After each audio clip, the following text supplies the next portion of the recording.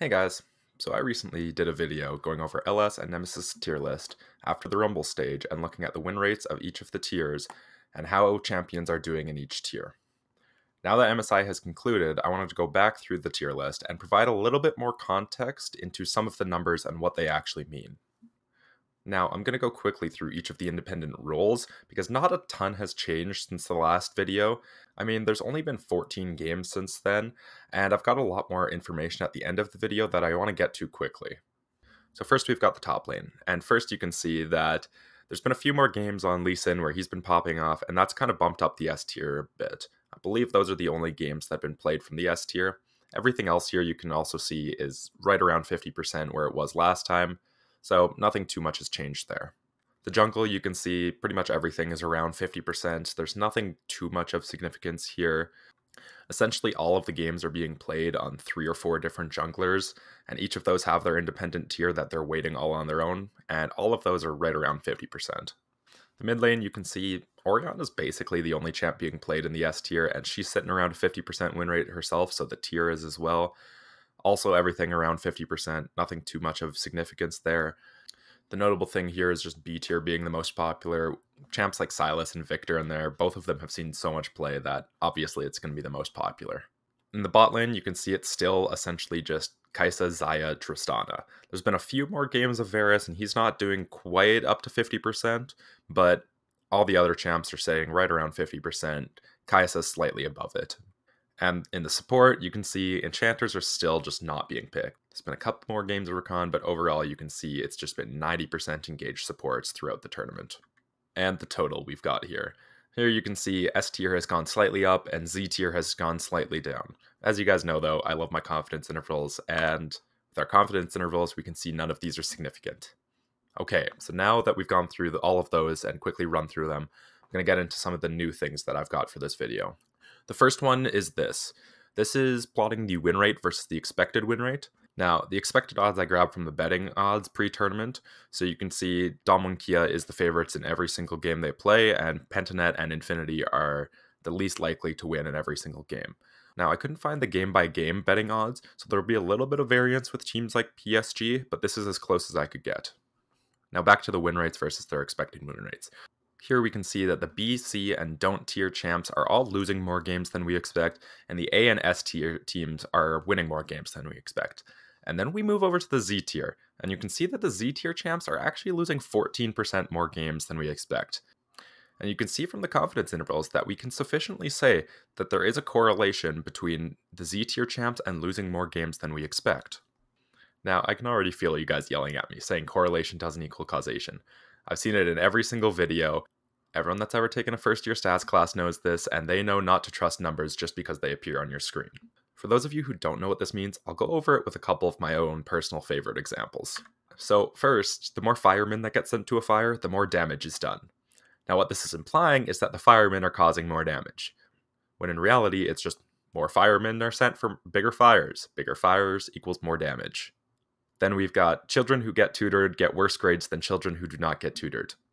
And this is implying tutors make kids dumb. In reality, it's just kids who are worse in school are more likely to hire a tutor. And then two of my own personal favorite funny ones. The lack of pirates is causing global warming. And the more Mexican lemon truck drivers we have here, the lower total highway fatality rate in the States. So we know now that correlation does not equal causation.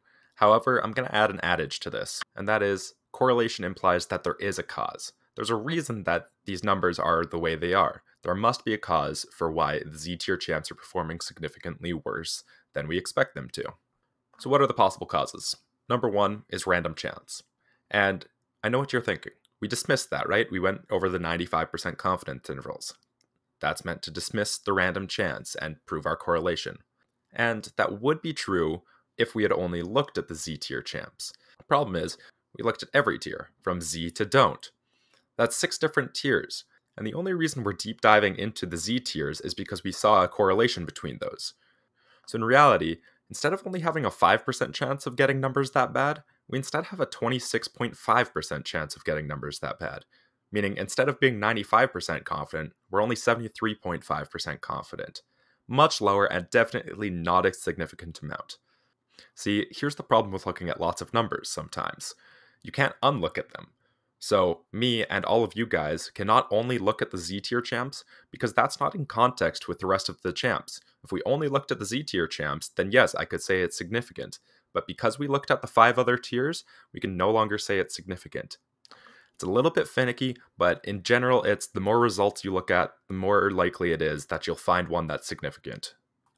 Next, we have the expected win rate is wrong. And I kind of covered this before, but essentially what this is that our betting was wrong. I mean, PSG did a lot better than we expected at the start, and their betting odds definitely would have gone up through the tournament, especially PGG. Like, they had the worst betting odds, but they ended up making it all the way to the Rumble stage, where I'm sure their betting odds would have gone up throughout the tournament. Next, we have that Z tier champs are more likely to be blind picked. If a Z tier champ is strong, normally you're going to choose it early on in the draft, which gives the other team opportunities to counterpick you. Here we can see Z tier champs are actually the most likely to be blinded, almost at 60% of their games being blinded. Now, it's important to note, this table does not account for flex picks or anything like that. It only accounts for, was your top laner chosen before theirs, or was theirs chosen before you? So, for example, if Lee Sin was picked first, and we didn't find out until the very last pick if it was going to be top lane or mid lane, it would still count as a blind pick because it was picked before their laner of that role. Next, we have that LS and Nemesis tier list was meant to resemble champions being played at a perfect level, and pros might not have been comfortable enough on that certain champ. So, for example, Rumble saw a lot of struggle early on in the tournament, and that's because pros might not have been comfortable on it. For all we know, it wasn't being played at the optimal level, and that can influence this as well. Lastly, we have basically any other reason you can think of. Any reason can be a possible cause. Sometimes it's hard to come up with them. I gave you 4 here, but any other reasons you guys can think of might be a possible cause, or it might only be half of the cause. These can compile together to create a cause. I made this video for a few reasons. Firstly, I mean, look at the last one. It did way better than all my other videos, so I'm a fool not to follow up on it.